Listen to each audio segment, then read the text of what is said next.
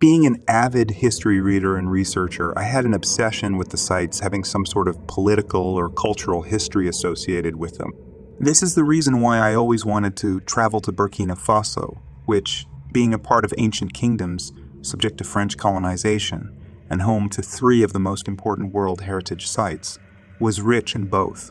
A few months ago, during my vacations, I decided to travel to this historical place and explore it, both for the purpose of knowledge and enjoyment.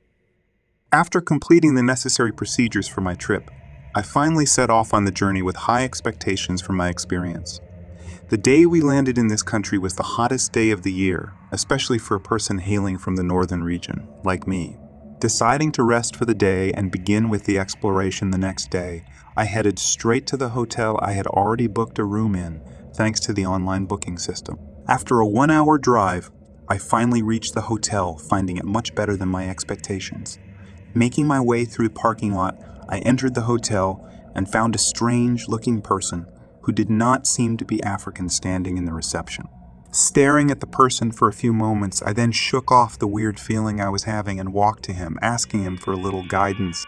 Introducing himself as the hotel manager, the person in turn asked me to show my identity card, which I followed while being unable to ignore his strange aura. Choosing to overlook my apprehensions, I decided to wait for the procedure to finish, considering that I was too tired to be suspicious of something. After completing the procedure, the person greeted me warmly and got up from the reception desk to escort me to my room. Despite finding it to be a little strange for him to be accompanying me himself, I thanked him as he started walking towards the corridor. Taking the elevator, he brought me to the 3rd floor and started walking towards an empty corridor. Considering that the room I booked was supposed to be on the 2nd floor, I felt it strange and asked the manager about that. Replying that the one I booked was under maintenance at the moment, the person requested that I follow him and stay in the room he showed for a day or 2 until the maintenance was completed.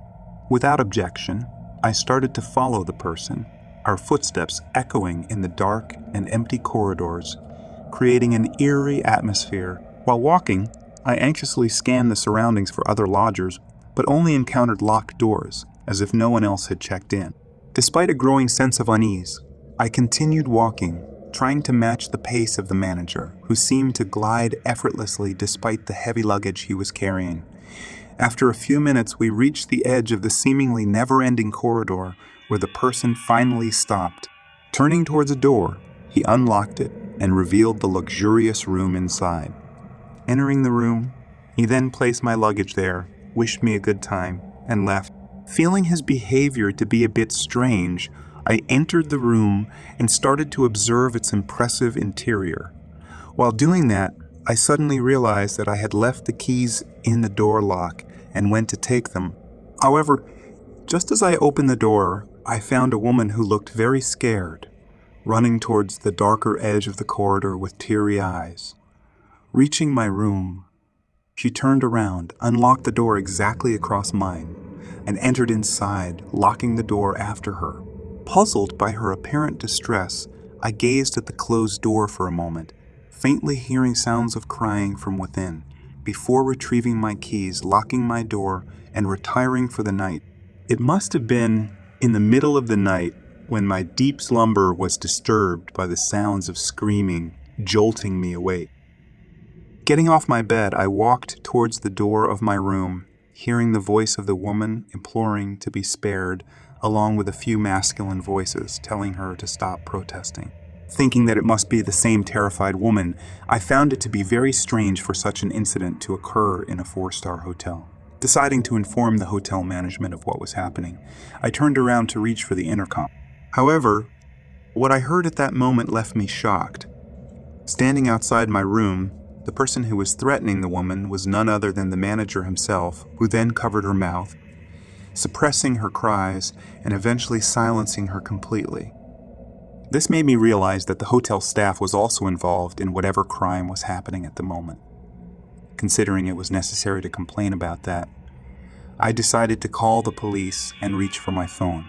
However, just as I dialed the number, the knob of my room's door began to rotate and the door swung open. Startled, I turned around to find the manager, now dressed as a gangster, standing behind me with a master key in his hand. Curving his lips in a sinister smile, the person pointed a gun at me, telling me to put the phone down. Wondering what to do in such a situation, I quickly pressed the call button, connected the call, and threw the phone on the bed. Turning to the person, I then inquired about his intentions while the person began to laugh, stating that I should not have heard it. Confused, I asked what he meant when a few other people who seemed to be his accomplices entered the room and apprehended me. Putting anesthesia on a piece of cloth, the manager then rendered me unconscious. After some time, I regained consciousness, finding myself in the laundry room with the same woman sitting at a distance with the same traumatic expression on her face. Increasingly bewildered by the entire situation, I called the woman asking what was going on. However, the woman, who was overly consumed by fear, gave no reply. Thinking that she must have seen something to be reacting this way, I tried to convince her to share it with me, considering that it would help us escape. After some time, the woman finally spoke up, stating that this hotel was actually home to drug trafficking and murders. She revealed that while walking towards her room, she heard a conversation between the manager and another staff member discussing the recent shipment of drugs that was about to arrive. This caused her to drop her phone in shock, alerting them and causing them to see her as she ran away. Considering her to be a threat, they then decided to eliminate her and came to her room with that purpose, having no grudge against me. However, when I hurriedly turned around to inform the police, they heard the sound and unlocked the door of my room to check. That was when I got into trouble. Hearing all that, I realized that I should not have ignored what my instincts were trying to tell me. Assuring the woman that it would be all right, I prayed that the police would take my call seriously and take action. While I was thinking that, I suddenly started to feel the atmosphere getting dense and murky, making it harder for me to breathe. The woman who was sitting beside me also started to cough hard, striking me with the realization that someone had intentionally released the smoke to kill us with suffocation. Realizing that, I started to make efforts to free myself from the ropes, but could not do it. Thinking of it as the end for me, I began reflecting on my life, pondering that my obsession with exploration led me to this fate. As the smoke began to get denser and denser, I eventually lost consciousness. However, unlike what I was expecting, I opened my eye once again, not in the hotel, but in the hospital. It was revealed that I had been in an extremely critical state on a ventilator for the last 48 hours, and the woman accompanying me had died last night. What saved my life was the call I made to the police, who tracked my number and conducted a search operation throughout the hotel. However, when they found us, we had already inhaled quite a lot of poison, making our survival difficult. Before her death, the woman told the police about the drug trafficking prevailing in the hotel, which caused it to get sealed, and the entire staff was sentenced to jail.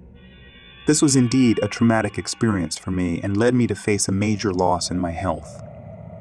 Ever since then, I have become asthmatic and cannot travel much because of the damage the poison did to my body.